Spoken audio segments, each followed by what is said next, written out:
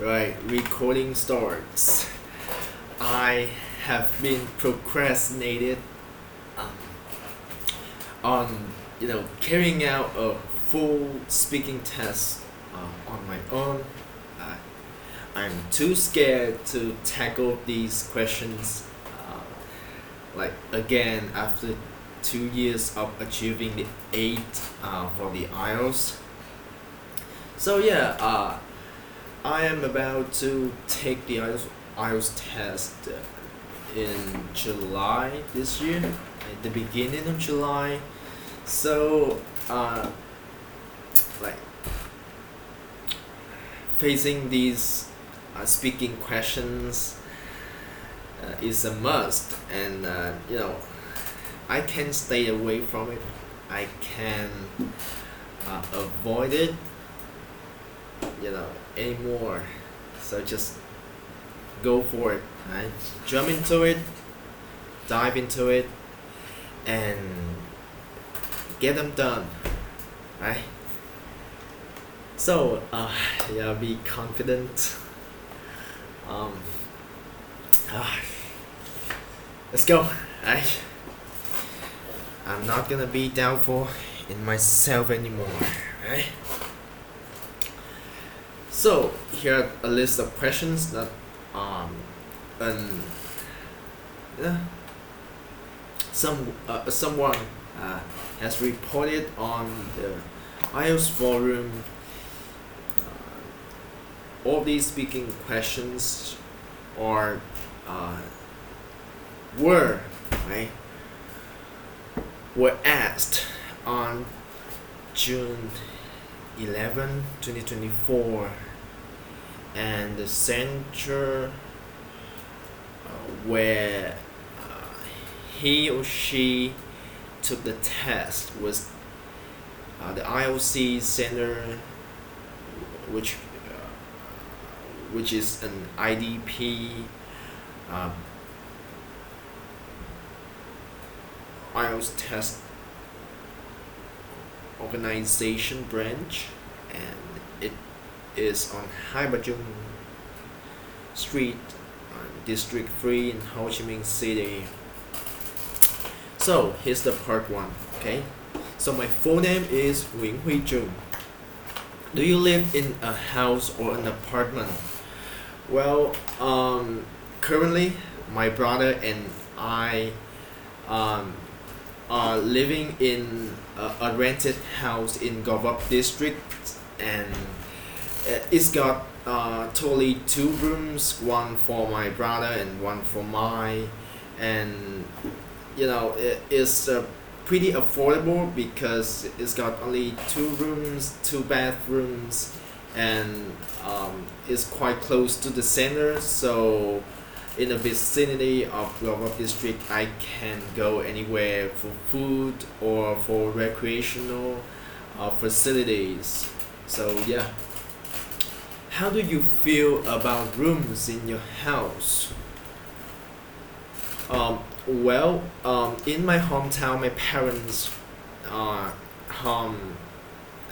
got different rooms, and I would talk about the room which I am currently living in Saigon, right? So it's not only is it a bedroom, but it couples as it doubles as my own studio, because I'm a music producer.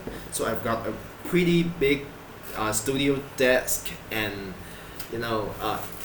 it occupies like 1/3 of the room. But yeah, in addition to the bed, I've got the studio desk and a couple of my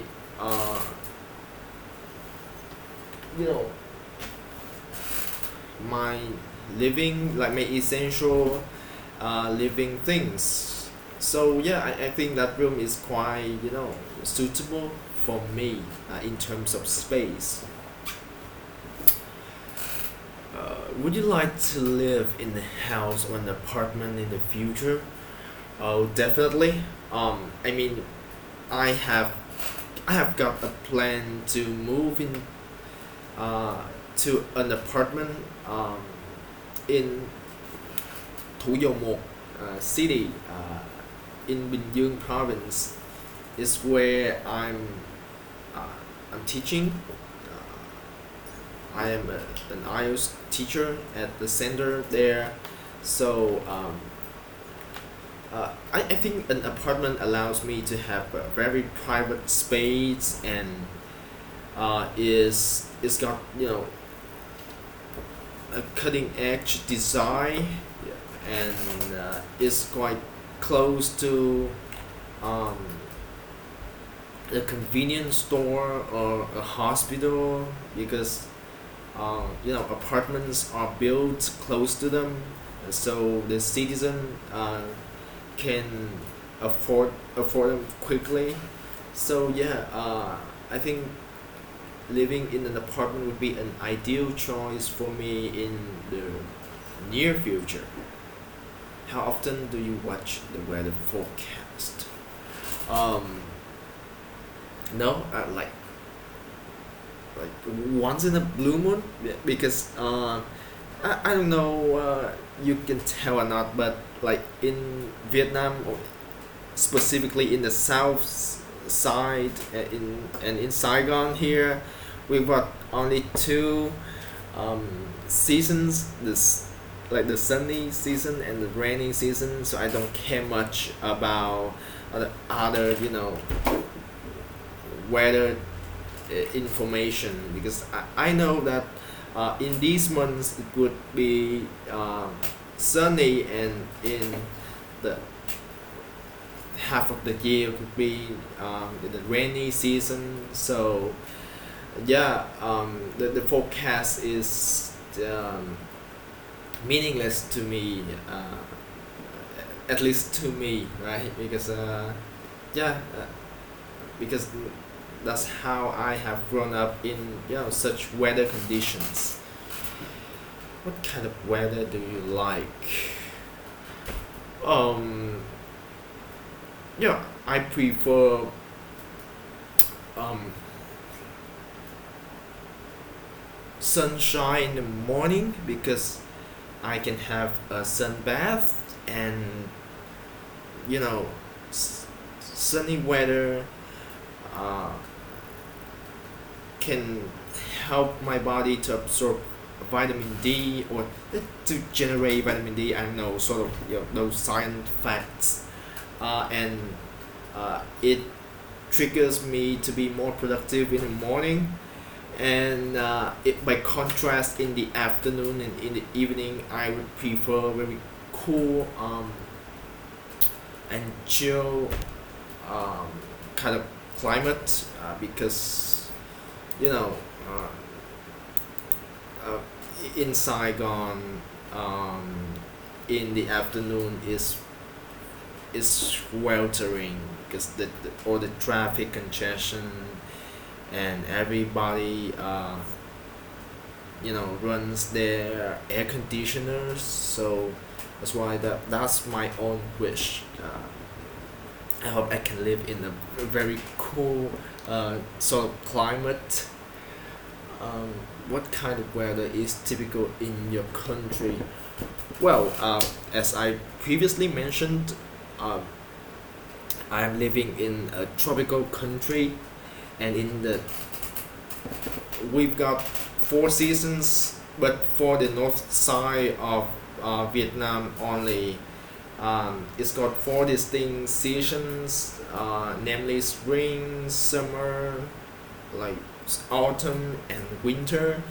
But in the south side of Vietnam, of my nation, it doesn't make a difference between those seasons. It's got only rainy one and the sunny one. So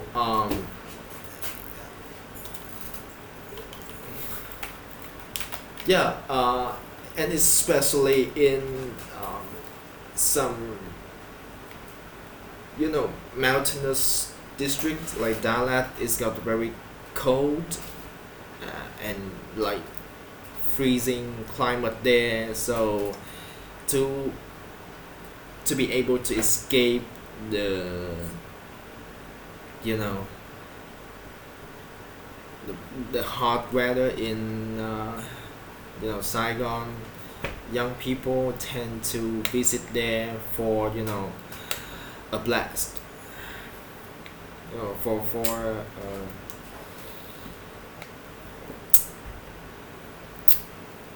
relaxation.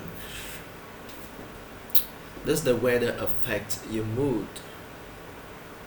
Well, absolutely. I mean, if I wake up and I witness a very dull and sometimes hot sort of climate, like I feel unproductive, first of all, and in addition to that, I uh, I have got a sense of irritating. So that's why I always prefer to you know have have a sunshine in my balcony every morning. Do you like meeting new people? Oh well, absolutely. I mean, myself, I am an IELTS teacher, and uh, I meet my students, and like for a couple of months, I just meet like a dozens of new students, and that way I can learn from like the people from all walks of life, and not only we can learn from all the experts or the very uh, skilled people in their areas, but we can also learn very uh, useful things from normal people. For example, they have some kind of sympathy or the kindness, and that's just a very cool about meeting people, and getting a chance to learn from them. Where can you meet new people? Well, I think um, it depends on uh, it significantly depends on the sort of job that uh, everybody does. Like for some certain jobs, we can uh, get to know more people like on a daily basis, probably. And on certain jobs, you just sit there. Like for example, working in an office, you just sit there in a sedentary lifestyle, and you hardly come across any new people daily. But yeah, working is kind of a way you can come across new people from new people in real life. And furthermore, I think work participating in sports or clubs uh, enables you to you know uh, get some new acquaintances. Yeah. Part 2. Describe a person who taught you useful things. Right. You can say who this person is. Is he, she live? Taught you? Yes. Okay, let me have a note.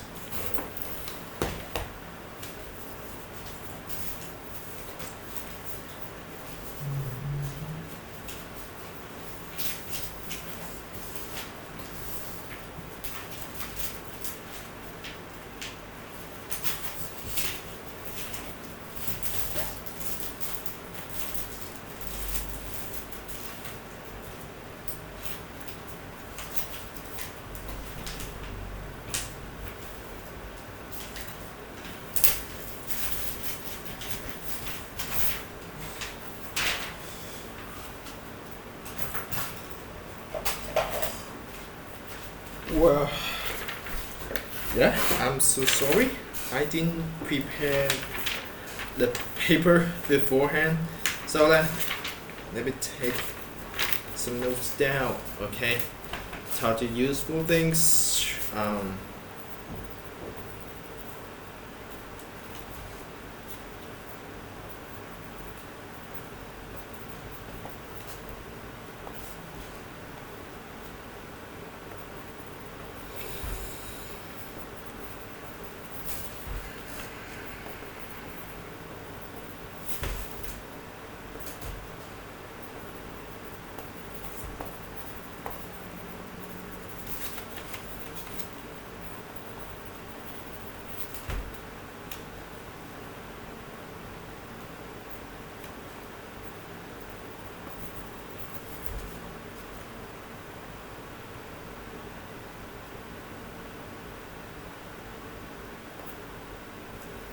Mm,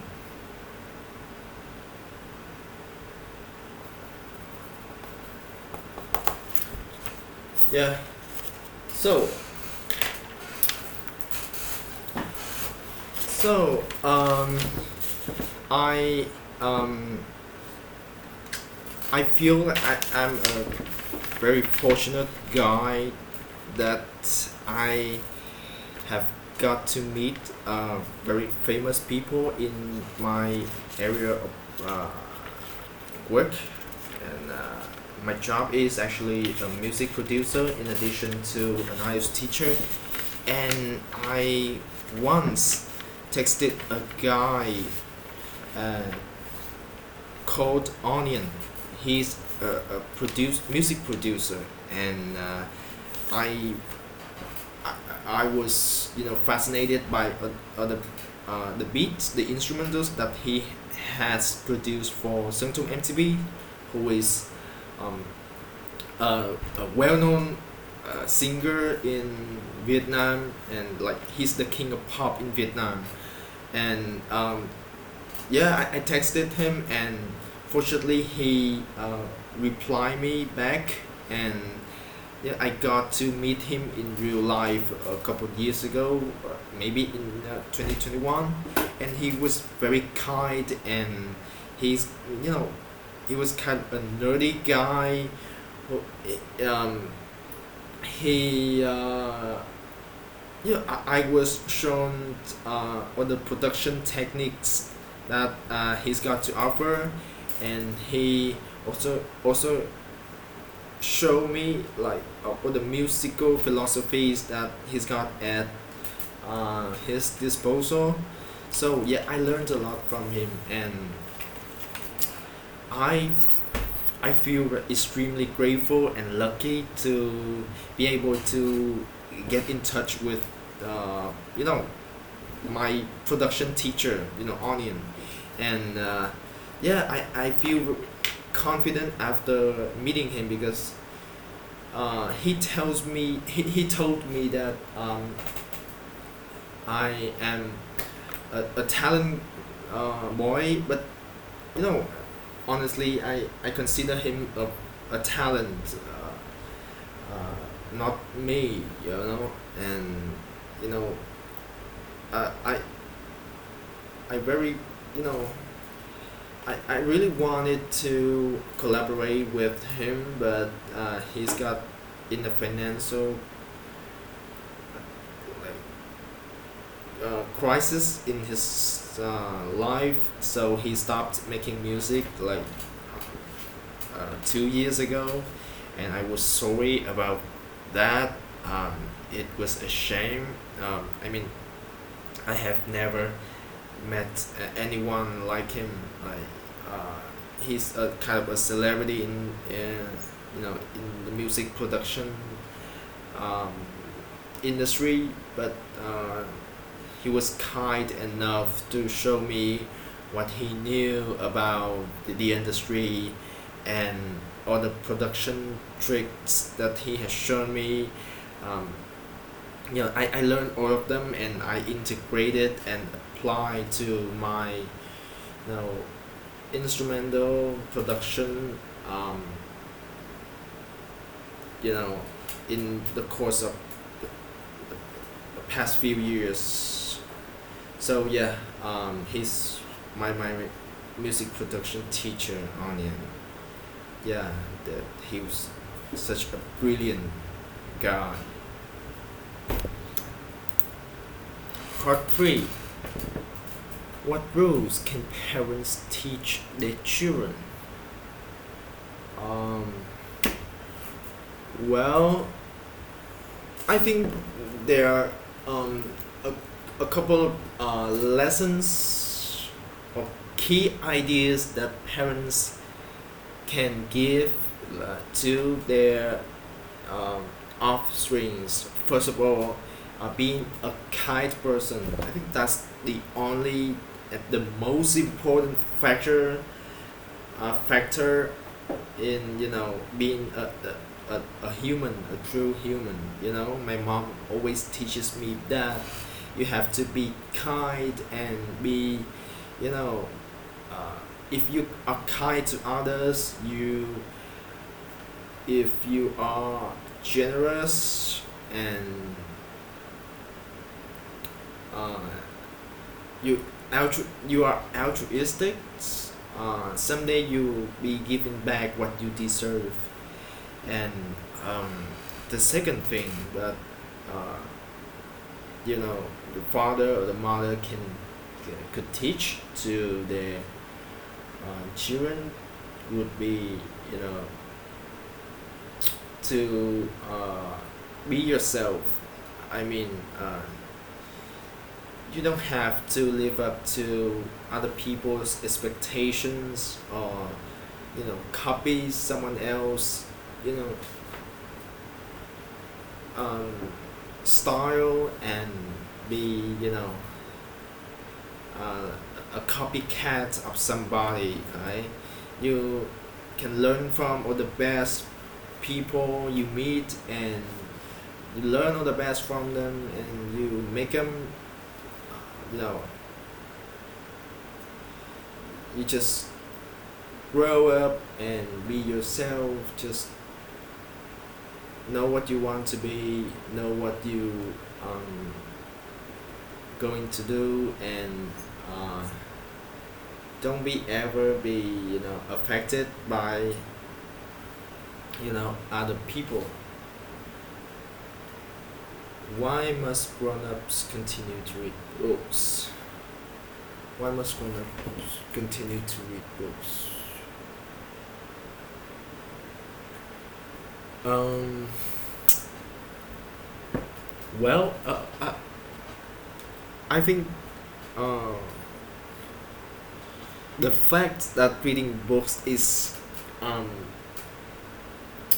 significantly essential in our lives can be attributed to a couple of reasons. First of all, um, digital reading cannot replace, um, paper books reading, because it helps you to hone your concentration skill and your critical thinking, and it distracts you from, all the social media, or you know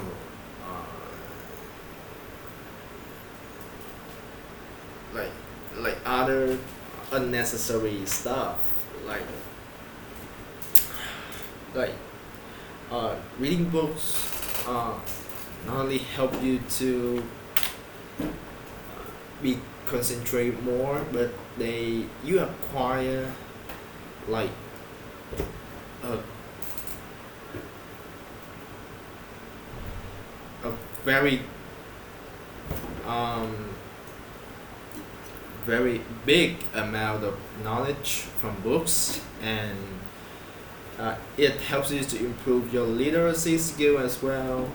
So yeah, reading is extremely crucial for not only the children but also the adults. And like, we should read until we are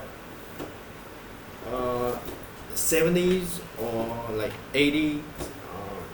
I think as long as you still read, you can acquire very valuable things from books, and it helps build to you be a better person in the society. And yeah, so what's the best age for children to read books? Well, uh, I guess uh, as soon as they know how to read, maybe. Yeah, reading is a wonderful thing. It can do wonders for your cognitive development, your literacy skills, your critical thinking, your concentration capability. I mean, is it's the best thing that you can do, especially, yeah, for children, right? As long as they, as soon as they know how to read, they should read books like simple books, then to more advanced book like novels. And no, I think they would acquire the benefits of reading books later in their life. So, you know, I think, yeah, that's the very important factor for the development of a child. So yeah, just read, right? No, no matter how old you are, just read some books. What can children learn when they get older? What can children learn from growing up? I mean, as we, as children grow up, they get to meet new people on a regular basis. For example, when they come into a new environment, like secondary school, or high school, or into the university, and eventually go into life and earn a job. I mean, they would learn from other people that they have a chance to meet, and even they are bad or good people, there's always something to learn from the people you meet, and all of those experiences would help you to, contribute to a version of the every child, like every boy, every girl, or every man. So yeah, learn from all the experiences and all the lessons in life.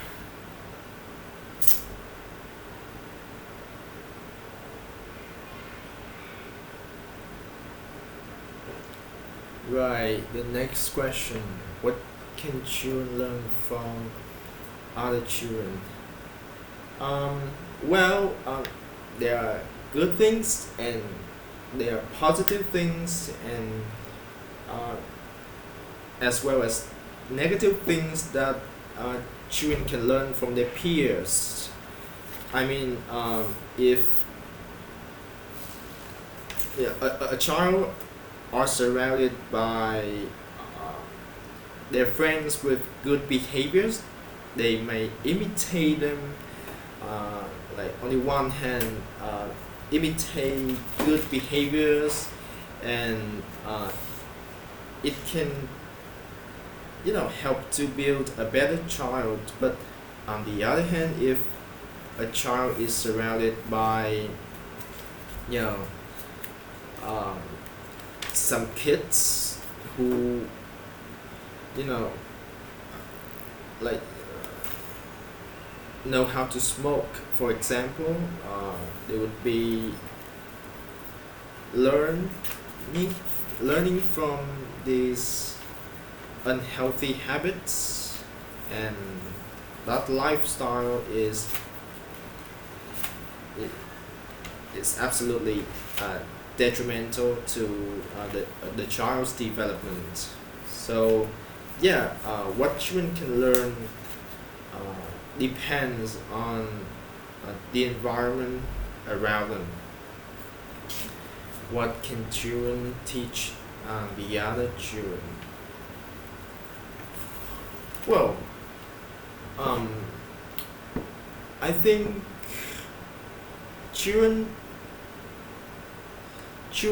mostly like do not teach, like actively teach other children, but they can learn from the behaviors from their friends. um, uh, for instance, when playing or during a studying session, um, what they do would what they do automatically, like in their instincts, would impact the, you know, uh, or the children surrounding them. So I think children would not actively teach other kids, but all the children inside a certain, you know, context would teach each other automatically in a very natural way. So yeah, that's the end of the part 3. I think I got I did a very terrible performance today, because as I just mentioned like 20 minutes ago, I am very inconfident in making such speaking test, and so here you are. I performed badly at these questions, even though they are not very, you know, difficult questions that I have ever come across. But because of my procrastination, this is what I have to pay, you know. So yeah, I hoped my discipline would force me to into the practice mode, and I will tackle these questions on a daily basis to hone my fluency and my word of choice. So yeah, apart from the pronunciation and the grammar aspects, the other two criterias in the speaking band descriptors, I did pretty bad. The lexical resource and the fluency and coherence criterias. So yeah, I think it's a long video now, so I will stop this, and yeah, let's conduct another video like tomorrow, right? So goodbye for now. Today is May 13, 2025. Goodbye.